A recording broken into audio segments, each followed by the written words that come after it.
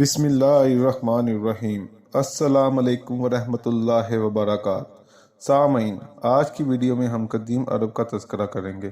حضرت نوح علیہ السلام کے بعد ان کے بیٹے سام اور سام کے بیٹے ارام سیریا میں آباد ہوئے، جسے ہم شام بھی کہتے ہیں۔ کہا جاتا ہے کہ شام ملک حضرت سام کے نام سے ہے۔ ارام عربی زبان بولتے تھے اور ان کی بہت سی اولاد ہوئی، جس میں اوس کا ذکر بھی آتا ہے، اور اوس کی بہت سی اولاد ہوئی جس میں عاد کا ذکر بھی آتا ہے۔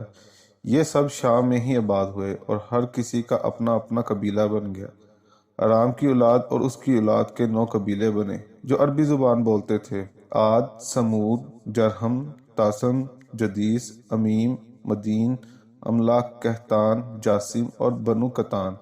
کہا جاتا ہے کہ عربی زبان سب سے پہلے حضرت آدم علیہ السلام نے بولی۔ یہ سب قبیلے عرب کے مختلف علاقوں میں جا بسے۔ دوستو، میں یہاں آپ کو ایک دلچسپ بات سے آگاہ کرنا چاہتا ہوں کہ تاریخ میں مکہ، مدینہ اور اس کے آس پاس کے علاقوں پر نبی کریم صلی اللہ علیہ وآلہ وسلم سے پہلے کبھی کسی کی حکمرانی نہیں رہی۔ یہاں بس قبیلے آباد تھے جو متفقہ رائے سے رہتے تھے۔ عاد اپنے قبیلے کو لے کے یمن کی طرف چلا گیا، جہاں خشک اور ریت کے پہاڑ ہیں۔ عاد کا علاقہ حضرموت اور عمان کے درمیان کہیں واقع ہے۔ یہاں پر عاد نے اپنا قبیلہ آباد کیا۔ اس قبیلے کے یہاں آباد ہونے کے کافی عرصہ بعد حضرت ہود علیہ السلام پیدا ہوئے۔ حضرت ہود علیہ السلام کا شجرہ کچھ یوں ہے: ہود بن عبداللہ بن ربع الجرود بن عاد بن اوس بن ارام بن سام بن نوح۔ یہ عرب لوگ تھے، یعنی عربی زبان بولتے تھے۔ قوم عاد کے لوگ بہت طاقتور تھے۔ ان کے قد کھجور کے درخت جتنے اونچے ہوتے تھے۔ اللہ تعالیٰ نے اس قوم کو ایسا بنایا کہ اس جیسی قوم نہ دوبارہ آئے گی اور نہ پہلے تھی۔ اللہ تعالیٰ نے حضرت نوح علیہ السلام کے بعد ان لوگوں کو خلیفہ بنایا، لیکن اس قوم نے سب سے پہلے دنیا میں بت پرستی شروع کی۔ شروع میں یہ لوگ اونچے اونچے خیموں میں رہتے تھے، جن کے ستون بہت مضبوط ہوتے تھے، لیکن آہستہ آہستہ انہوں نے پہاڑوں پر محل بنانا شروع کر دیے۔ یہ لوگ جہاں اونچی جگہ دیکھتے وہاں محل بنانا شروع کر دیتے اور محل بنا کر اس پر فخر اور تکبر کرتے۔ انہوں نے اپنے ارد گرد برائی پھیلانا بھی شروع کر دی۔ لوگوں پر ظلم، تکبر اور بت پرستی ان میں سے ایک تھی۔ پھر اللہ تعالیٰ نے حضرت ہود علیہ السلام کو ان پر تبلیغ کا حکم دیا۔ حضرت ہود علیہ السلام نے قوم کو تبلیغ شروع کی۔ حضرت ہود علیہ السلام نبی اور رسول تھے۔ حضرت ہود علیہ السلام نے اپنی قوم سے کہا: اے لوگو، صرف ایک خدا کی عبادت کرو اور ان بتوں کو پوجنا چھوڑ دو۔ یہ تمہیں کوئی فائدہ نہیں پہنچا سکتے۔ میں اللہ کا پیغمبر ہوں اور اس کا حکم تم تک پہنچانے آیا ہوں۔ میری اطاعت کرو اور مجھ پر ایمان لاؤ۔ تو قوم عاد کے کافر سرداروں نے کہا: تم ہم کو احمق نظر آتے ہو اور ہم تمہیں جھوٹا خیال کرتے ہیں۔ حضرت ہود علیہ السلام نے کہا: بھائیو، مجھ میں کوئی حماقت والی بات نہیں۔ میں رب العالمین کی طرف سے تم پر بھیجا گیا ایک پیغمبر ہوں اور تمہارا امانت دار اور خیر خواہ ہوں۔ کیا تمہیں یہ بات عجیب لگتی ہے کہ اللہ تعالیٰ نے تم میں سے ایک شخص کو چنا اور اس کے ذریعے سے تمہارے پاس نصیحت بھیجی تاکہ تم اللہ سے ڈرو؟ یاد کرو، اللہ نے نوح علیہ السلام کی قوم کے بعد تمہیں سردار بنایا اور جسامت میں زیادہ پھیلاؤ دیا۔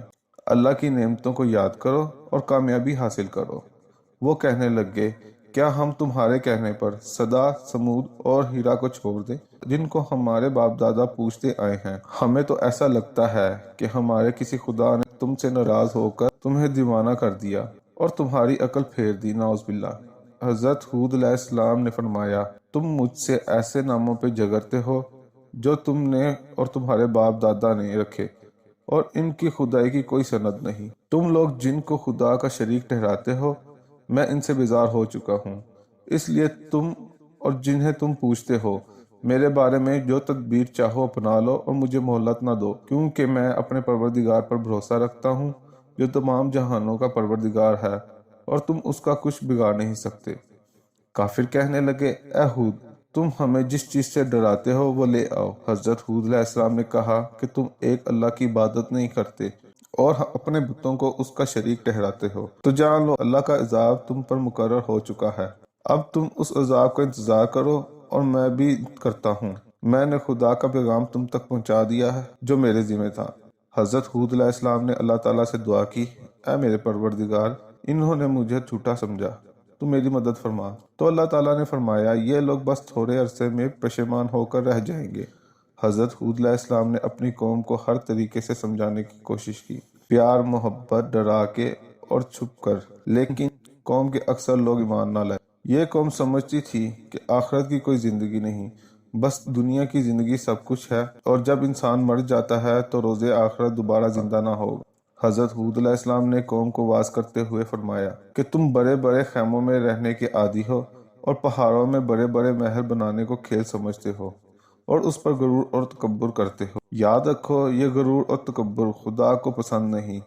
جب انہوں نے اللہ کے نبی کو ٹھکرا دیا اور کفر پر جمے رہے تو اللہ تعالیٰ نے 3 سال تک ان پر بارش نہ کی اور وہ بہت مصیبت میں پڑ گئے۔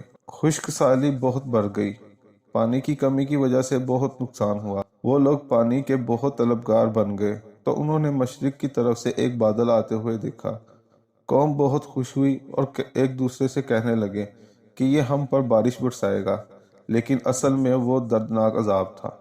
یہ ان کے عذاب کی ابتدائی صورت تھی۔ اس بادل میں ٹھنڈی اور تیز ہوا تھی جو کافروں کو درخت کی جھاڑ کی طرح ادھر ادھر دیواروں پر کچل رہی تھی۔ حضرت ہود علیہ السلام اپنے ماننے والوں کو اپنے ساتھ ایک باڑے میں لے گئے جہاں اس عذاب نے ان کا کچھ نہ بگاڑا۔ یہ لوگ تعداد میں کچھ ہی تھے، ہوا بہت تیز تھی، یہاں تک کہ اس ہوا نے قوم عاد کے لوگوں کو گھروں، پہاڑوں اور محلوں تک سے باہر نکال پھینکا اور انہی محلوں کو ان پر دے مارا جن کو بنا کر یہ لوگ فخر اور تکبر کرتے ہوئے کہتے تھے کہ کون ہے جو ہم سے زیادہ طاقتور ہو۔ بے شک اللہ ہر شے کو اس کے انجام تک پہنچانے والا ہے۔ یہ ہوا 8 دن اور راتیں مسلسل چلتی رہی اور قوم عاد کے کفار میں سے کوئی باقی نہ رہا سوائے ان کے جو مکہ میں رہتے تھے۔ ان کو عاد ثانی بھی کہتے ہیں۔ دوستو، ماہرین آثار قدیمہ کو آج بھی ان وادیوں میں قوم عاد کی باقیات ملتی ہیں جس کا ذکر اللہ تعالیٰ نے 1400 سال پہلے قرآن میں فرمایا تھا۔ مزید معلومات جاننے کے لیے میرے چینل کو سبسکرائب کریں، اور اگر ویڈیو پسند آئی ہے تو لائک کریں اور بیل آئیکن کا بٹن لازمی پریس کرنا، جس سے آنے والی ویڈیوز کے تمام نوٹیفیکیشن آپ کو مل سکیں۔ جزاک اللہ۔